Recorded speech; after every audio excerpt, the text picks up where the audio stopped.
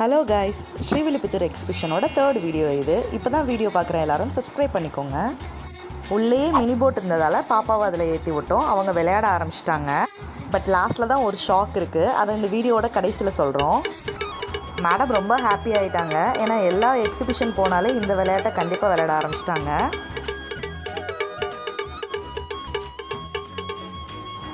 பாப்பாவை இறக்குனதுக்கப்புறம் தான் உள்ளே பார்க்குறோங்க. தண்ணிக்குள்ளே ஃபிஷ்ஷெல்லாம் விட்டுருக்காங்கங்க. நான் பார்த்த எக்ஸிபிஷனில் இந்த மாதிரி மீனெல்லாம் உள்ளே விட்டு பார்த்ததே இல்லை.